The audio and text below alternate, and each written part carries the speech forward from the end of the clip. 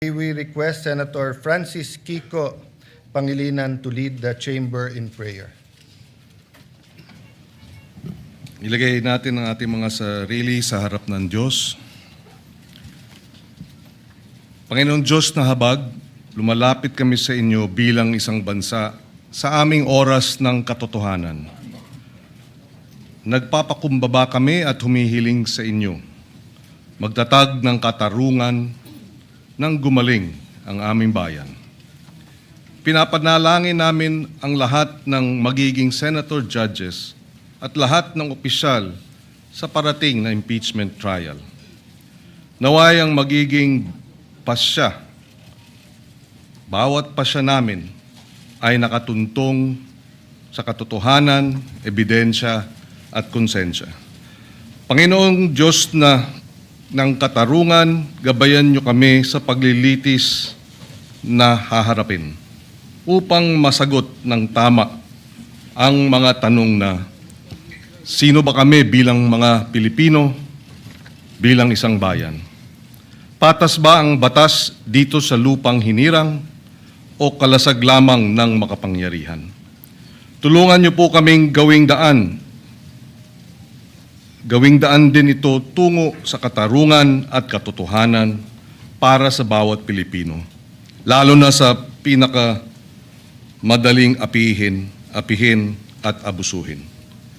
Panginoong Diyos ng kasaysayan, tulungan niyo po kaming sagutin ang hamon ng panahon at unahin ang interes ng bayan at hindi ng sarili. Tulungan niyo po kaming bigyang bigat ang hatol ng kasaysayan at hindi ng politika.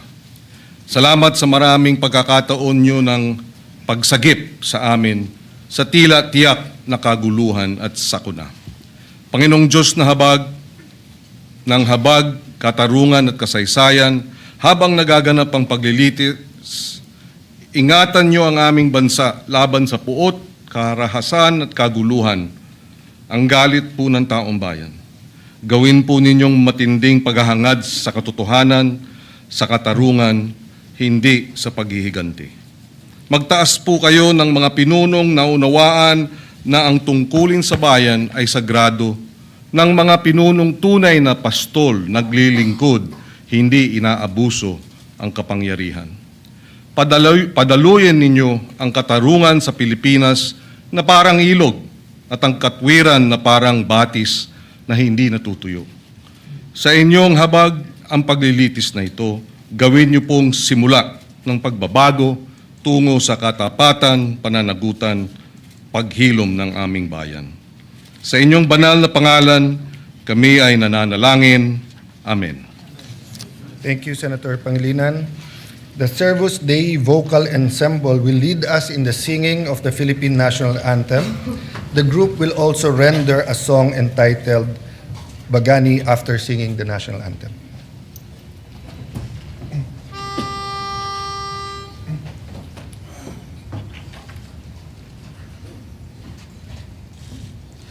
Bayang magiliw, pera sa silanganan, alam ng puso, sa dibdib mo'y buhay. Lupang hinirang, duyan ka ng magiting, sa manlulupig, di ka pasisigin. Sa dagat at bundok, sa simoy at sa langit mo magha, may dilakang tula at awit sa paglayang minamahal. Ang kislap ng watawat mo'y tagumpay na nagdilingning, ang bituin at araw niyang kailan pa may di magdidinig. Lupa ng araw na luwal, hanip pagsinta, mo'y langit sa piling mo. Aming ligaya na pa may mga api, ang mamatay nang dahil sa'yo.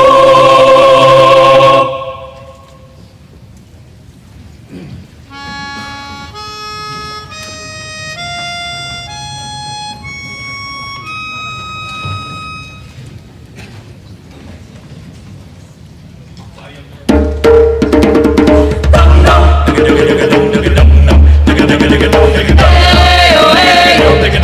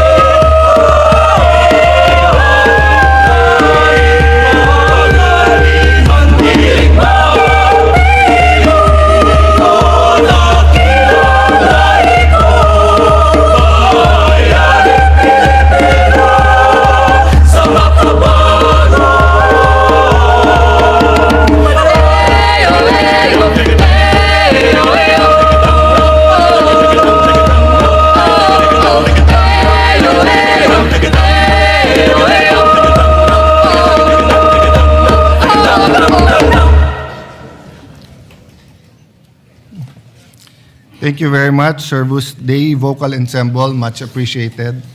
Good afternoon, dear colleagues. Acting Majority Leader. Yes, Mr. President, thank you.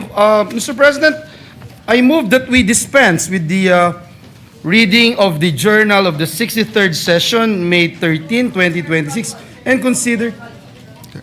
I'm sorry, Majority Wala pa Leader. pala. We'll do Sorry. the roll call first. May we Yes, my apologies. move for the rolling of the... Roll call, please, Mr. President. I move to call the roll, Mr. President. Sorry. There's no objection, we will call the roll. Roll call of members.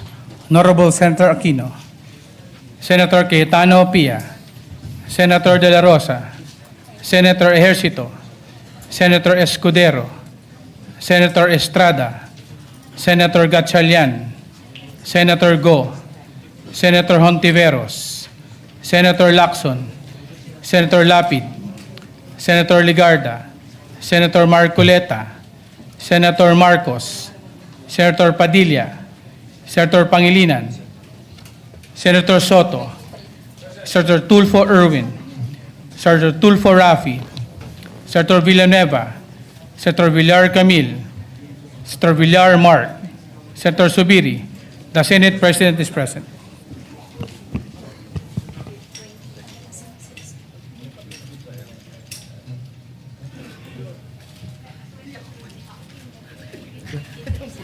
With 23 senators, Senator Bato is absent? Okay, with 23 senators present, the chair declares presence of a quorum. Thank you, Mr. President. Before we proceed, may I just be allowed to recognize guests from the gallery, guests of Senator Ligarda, Mayor Mar Mission of San Remigio Antique. Mr. President. Mr. President, at this juncture, we would like to, first of all, put on record our sincerest thanks and gratitude for the valuable contribution of our Secretary General of the Senate. And I've seen firsthand his sacrifices and willingness to walk the extra mile just to preserve the dignity of the institution. So we just want to put that on record. At the right time, I think we should honor him with a resolution. Yes. And is he also the first to be a SecGen of both the House and the Senate? And to be fair, he actually resigned right away. I asked him to continue. And actually, I'm asking him to continue in a different manner. But dear colleagues, the SecGen Mendoza did a great Yes. service to both houses. We and I'd wanted like to put on recognize- record, the name is Dong Mendoza, Yes. former congressman of the great province of Batangas. And with that, Mr. President, and following the relinquishment of the position by our former Secretary of the Senate, I move that we proceed to the election of a new Secretary of the Senate. So move, Mr. President. Yes. I consulted the minority leader, and because the SecGen will also be the clerk of court of the impeachment proceeding. So there are no objections. We will proceed. Thank you, Mr. President. Mr. President, in accordance to Rule 2, Section 2 of the Rules of the Senate, may I respectfully nominate Jose Luis Garcia Montales as the new Secretary of the Senate. So move, Mr. President. Is there any objection? Hearing none. Thank you, Mr. President. And there being no other nominations, may I respectfully move that the period of nominations be closed. So move, Mr. President. Is there any objection? Hearing none. The motion is approved. Pursuant to the rules of the Senate, there being no other candidate for the position of Senate Secretary, the voting will be viva voce. Those voting for Attorney Montales, please say aye. The ayes have it. Congratulations, Attorney Jose Luis Montales. Those who are against, say nay. Okay. Thank you very much for... The ayes have it. And Jose Luis Montales is hereby declared as proclaimed as the Secretary of the Senate, the second to have been both SecGen of the House and the Senate. Thank you, Mr. President. May I move for a minute suspension to allow our new Senate Secretary to ascend the rostrum and take his oath. So move, Mr. President. No, thank you. Thank you.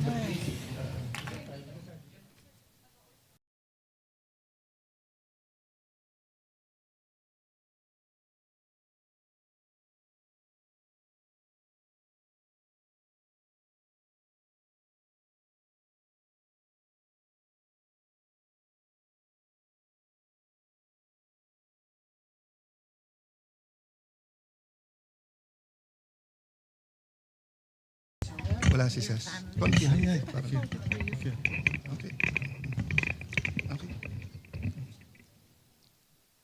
I state your full name. I, Jose Luis Garcia Montales, Having been elected to the position of Secretary of the Senate, having been elected to the position of Secretary of the Senate, do hereby solemnly swear do hereby solemnly swear that I will well and faithfully discharge, that I will well and faithfully discharge, to the best of my ability, to the best of my ability, the duties of my present position, the duties of my present position, and of all others I may hereafter and of all others I may hereafter hold under the Republic of the Philippines, hold under the Republic of the Philippines, that I will support and defend the Constitution of the Philippines, that I will support and defend the Constitution of the Philippines, that I will obey the laws, that I will obey the laws, legal orders, and decrees legal orders, and decrees promulgated by the duly constituted authorities, promulgated by the duly constituted authorities, and maintain true faith and allegiance and maintain true faith and allegiance to the Republic of the Philippines, to the Republic of the Philippines, and that I impose this obligation and that I impose this obligation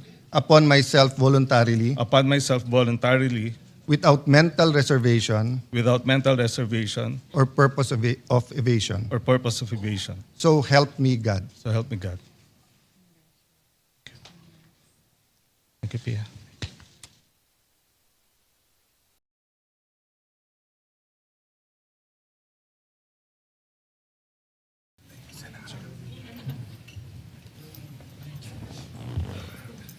Nandiyan na yung sana.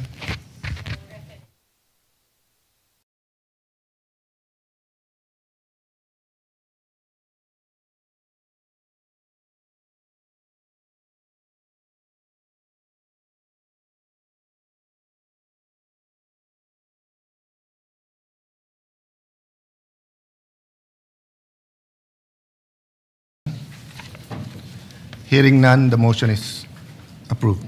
Mr. President, at this juncture, I move that we proceed with the reference of business. Is there any objection? If not, the motion is approved. Tapos yes. So messages from the House of Representatives. Messages from the House of Representatives. Letter from the House of Representatives transmitting to the Senate 27 copies of Committee Report Number 261 on House Resolution Number 989 titled Resolution Setting Forth the Articles of Impeachment against Vice President Sara Duterte, together with the annexes thereto, and 27 USB devices containing file copies of the above. Rules. Referred to the Committee on Rules. Letter from the House of Representatives transmitting to the Senate the sealed box containing the documents from the Bureau of Internal Revenue relative to the impeachment proceedings against Vice President Sara Duterte. Referred to the Committee on Rules. Letter from the House of Representatives informing the Senate that, in accordance with Section 16, Rule 6 of the Rules of Procedure in the impeachment proceedings of the House of Representatives, 20th Congress, Representatives Luis Ro, Ridon, Gutierrez, Zamora, Defensor, Diokno, De Lima, Bagao, Flores, Suwan, and Chua have been elected as prosecutors in the impeachment trial against Vice President Sara Duterte. Referred to the Committee on Rules.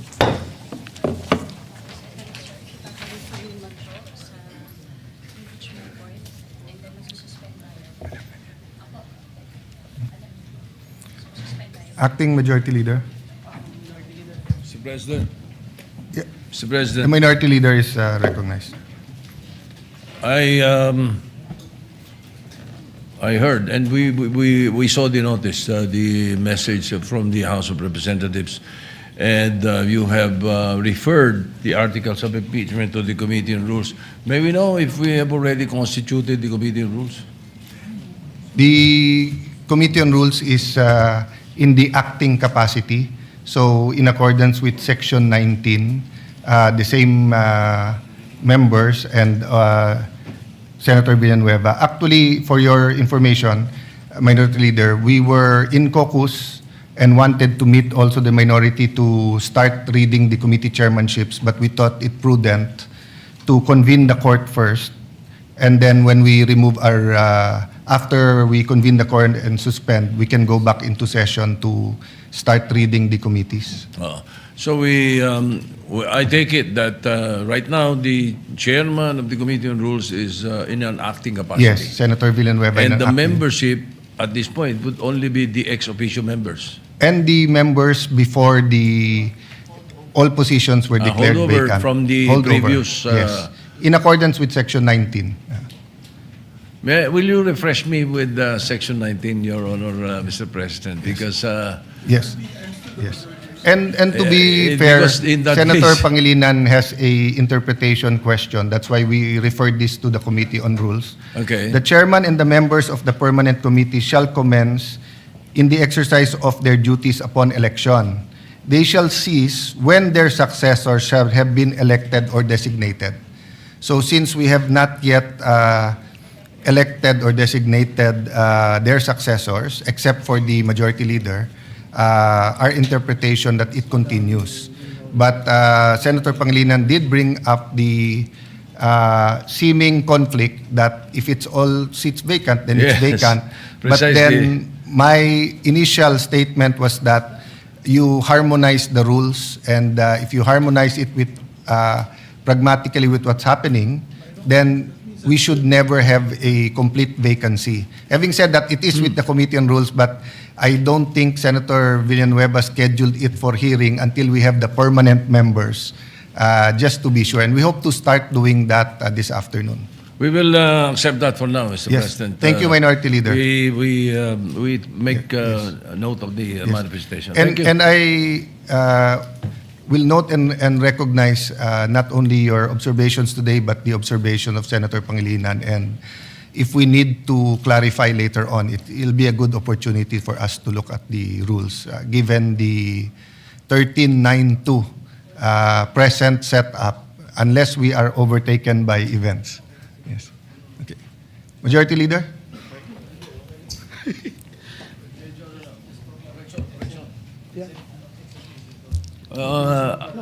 Correction, Mr. President, 1311. Yeah, well, it hasn't been corrected because Senator Subiri and Senator JV said that they are independent, but same with Senator Pia and I, we started out independent, and then Senator Subiri asked us if for the purposes of we can join the majority. So it's their choice if they remain minority or they join the majority, or if you can get 2 more members, then you will be the new majority. Yes, Mr. President. Mr. President, may I? Of course. Former Senate President Dubiri. Thank you very much, Mr. President. I would like to be associated with the minority bloc, Mr. President, if I may. Binatikos nga ako nila, sabi nila na ako yung nag-fence sitting at nag-abstain. Nag-abstain lang ako para have a free hand to vote on which issue that I think is important for the Filipino people. But when it comes to the organization, I would like to associate myself with the minority, Mr. President. Thank you. Thank you, Senator Subiri. Yes. So, Senator Ejercito would also like to manifest. Yes, first of all, Mr. President, I'd like to thank Mr. President for the trust and honor that I was offered to become the majority leader. But as I have mentioned to you personally, that as of this time, I would rather maintain my independence, and with what is happening all over, I think I will be able to perform my task very well and my pet programs very well as an independent. But again, nonetheless, Mr. President, I would like to thank you for the trust and confidence. Being majority leader is a very, of course, it's one of the most powerful, we would say, position in the Senate. But I guess I have at this point I would like to maintain my independence. Mr. And President. I also understand. I also recognize that you will say that you will be our number 14, but until the time that we vote, any member, we have to respect their decision and always ascribe good faith. So we will continue to be good friends despite the political divisions or the nomenclature of who is in the majority or the minority. So for the purposes of today to the future, and unless a change is made, will you be an independent or will you be with the minority? Yes, for now, Mr. President, I'll be with the minority. Okay. But again, I would like to thank you for Yes. that and for the respect. And we will all still be friends no matter what. Thank you, Mr. Thank you, President. Senator Ejercito. So the Secretariat has that noted, and we can now compute the membership at a 13-11 proportion. So that we do not, we're not accused of any delay. Acting Majority Leader, what's your pleasure Yes, Mr. about the President. articles of Yes, impeachment? that Mr. has been President, just to referred? put on record, as Senator JV made mention, this his statement is for the purposes of proportional representation in the membership of committees. Also, Mr. President, Senator Lacson asked this representation to put also on record the membership of the Senate Committee on Rules or ex officio members would have to be the new ex officio members. So just to put Yes. that on record, Mr. President. That's a correct observation Yes. from Senator Lacson. Thank you. Mr. President, with the permission of the body, the articles of impeachment have been referred to the Committee on Rules. May I respectfully move to refer the articles of impeachment to the impeachment court. I so move, Mr. President. Is there any objection? There's no objection. It is so referred. Mr. President, may I move that we suspend the session to convene the impeachment court. So move, Mr. President. If there's no objection, we will suspend and convene the impeachment court.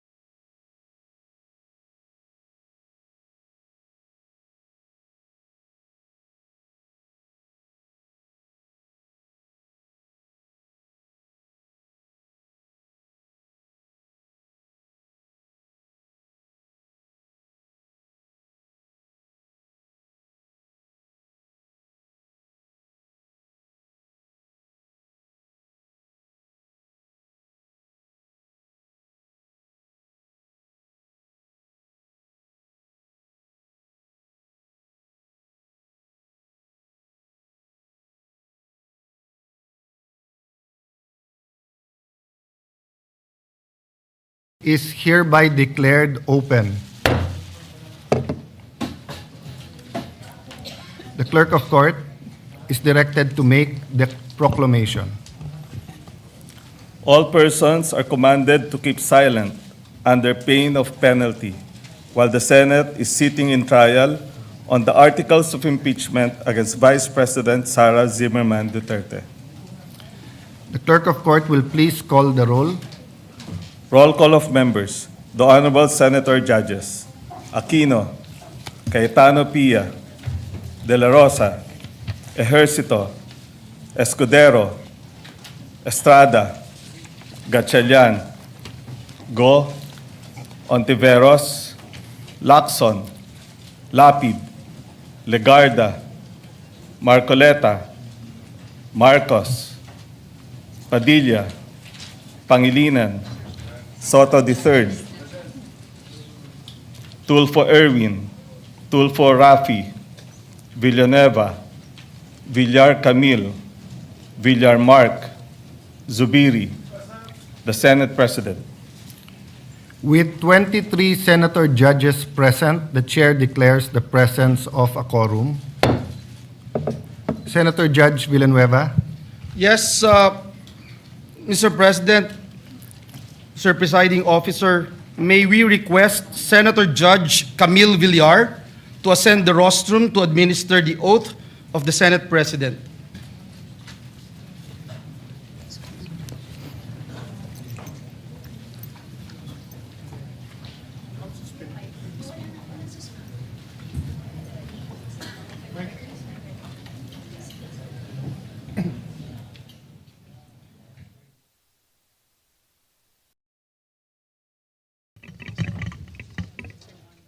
Between the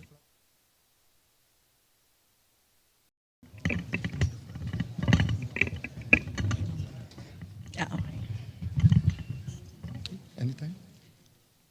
Please raise your right hand. Impeachment trial of Vice President Sara Zimmerman Duterte. I state your name, I, Alan Peter Compañero Shram Cayetano, solemnly swear solemnly swear that in all things appertaining to the trial of the impeachment of Vice President Sara Zimmerman Duterte, that in all things appertaining to the trial of the impeachment of Vice President Sara Zimmerman Duterte, now pending, now pending, I will do impartial justice according to the Constitution. I will do impartial justice according to the Constitution and laws of the Philippines. and the laws of the Philippines. So help me God. So help me God.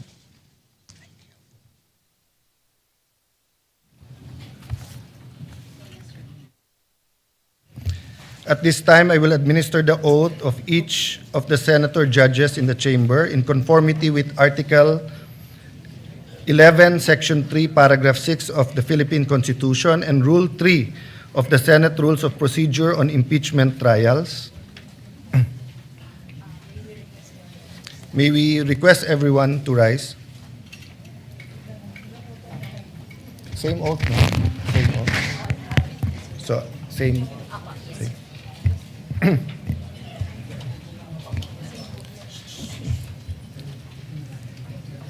I state your name. Solemnly swear that in all things appertaining to the trial of the impeachment of Vice President Sara Zimmerman Duterte,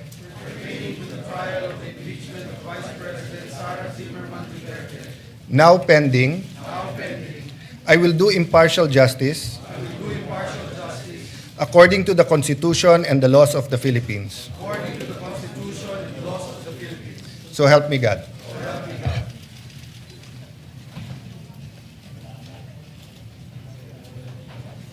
Senator Judge Villanueva. Thank you, Mr. President. Last Thursday, May 14, 2026, the House of Representatives, through Secretary General Cheloy Garafil, personally delivered to the Senate the articles of impeachment against Vice President Sara Zimmerman Duterte, pursuant to Article 11, Section 3, Paragraph 3 of the Constitution and Rule 4, Section 11 of the Rules of Procedure in the impeachment proceedings of the House of Representatives. Earlier today, the articles of impeachment were referred to the Committee on Rules and consequently to the Senate sitting as an impeachment court. Mr. President, the articles of impeachment against Vice President Sara Duterte with its annexes are now presented to the court for proper disposition and action. The same is duly noted and made of record.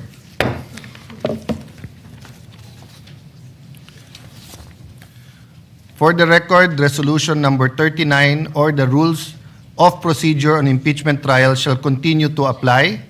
We further note that Rule 6 thereof, which provide that the provisions of the rules of the Senate and the revised rules of court shall apply suppletorily whenever applicable. The court having been organized, and the articles of impeachment having been presented, let a writ of summons be issued to the Vice President Sara Duterte, who is directed to file her answer within a non-extendable period of 10 days from receipt. Pursuant to Article 7 of the Rules of Procedure of Impeachment Trial, she is directed to appear before the Session Hall of the Senate of the Philippines upon notice. The Sergeant at Arms is directed to serve the written summons on Vice President Sara Duterte along with a copy of the articles of impeachment. The prosecution may file a reply within a non-extendable period of 5 days from receipt of the answer. The parties may file their pleadings and annexes in person or through electronic mail. All other pleadings, motions, similar papers intended for the consideration of this court may be filed electronically. We will circulate the specific instructions on the format for the pleadings and manner of electronic filing for the guidance of all parties. Mr. President. Senator Judge. Thank you, Soto. thank you. Yes. Mr. President, may we be clarified when you say 10 days, is that working days or calendar days? Calendar days. Calendar days, and including the 5 days for the prosecution to respond. Yes, Your Honor. Thank you. The clerk of court is hereby authorized to calendar the case for pre-trial and issue the corresponding notices to the parties after the last pleading is filed. Upon conclusion of the pre-trial, the trial proper shall commence on a date and time fixed by the court, of which the parties shall be duly notified.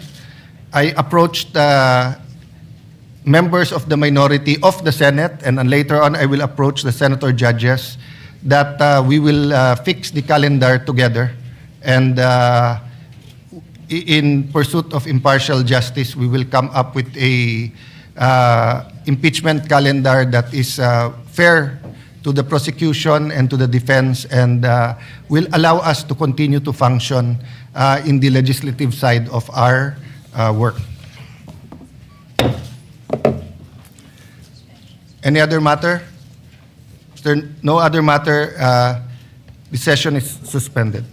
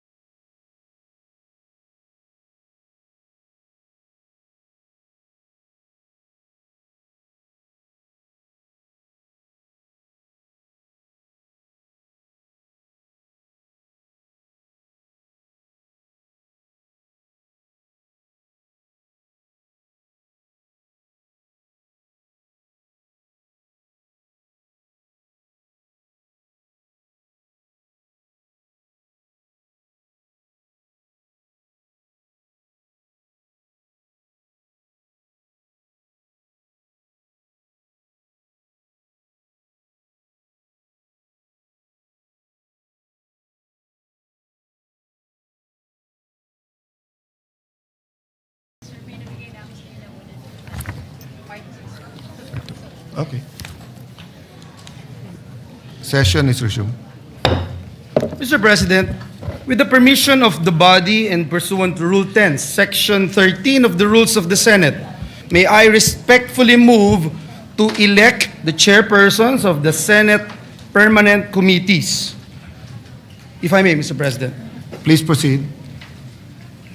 Senator Lauren Legarda, retained as chairperson of the Committee on Culture and Arts. So moved, Mr. President. If there's no objection, motion is approved. Senator Pia Cayetano, retained as chairperson of the Committee on Ways and Means. So moved. There's no objection, motion is approved. Senator Christopher Bongo, chairperson of the Committee on Health and Demography. Vice Senator Risa Hontiveros. So moved, Mr. President. Is there any objection? Any objection? No objection, motion is approved. Mr. President, Senator Joel Villanueva as chairperson of the Committee on Higher Technical and Vocational Education. Vice Senator Lauren Legarda. So moved, Mr. President. There's no objection, the motion is approved. Thank you very much, Senator Legarda. Senator Jinggoy Ejercito Estrada, chairperson of the Committee on National Defense and Security, Peace, Unification, and Reconciliation. Vice Senator Lauren Legarda. So moved, Mr. President. Is there any objection? If none, the motion is approved. Senator Christopher Bongo, retained as chairperson of the Committee on Sports. So moved, Mr. President. Any objection? No objection. The motion is approved. Pang health na, pang sports pa. Senator Pia Cayetano, retained as chairperson of the Committee on Sustainable Development Goals, Innovation, and Futures Thinking. I so move, Mr. President. If there is no objection, the motion is approved. Senator Lauren Legarda, as chairperson of the Committee on Basic Education. Vice Senator Bam Aquino. I so move, Mr. President. Is there any objection? Hearing none, the motion is approved.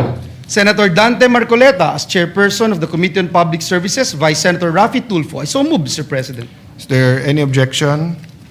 Hearing none, the motion is approved. Senator Robin Hood Padilla, retained as chairperson of the Committee on Public Information and Mass Media. So moved, Mr. President. Is there any objection? If none, the motion is approved. Senator Robin Hood Padilla, retained as chairperson of the Committee on Cultural Communities and Muslim Affairs. So moved, Mr. President. Is there any objection? Hearing none, the motion is approved. Senator Jinggoy Ejercito Estrada, as chairperson of the Committee on Games and Amusement. Vice Senator Erwin Tulfo. So moved, Mr. President. Is there any objection? Hearing none, the motion is approved. Senator Pia Cayetano, retained as chairperson of the Committee on Energy. So moved, Mr. President. Is there any objection? If there's none, the motion is approved. May I ask for a minute suspension, Mr. President? Yes.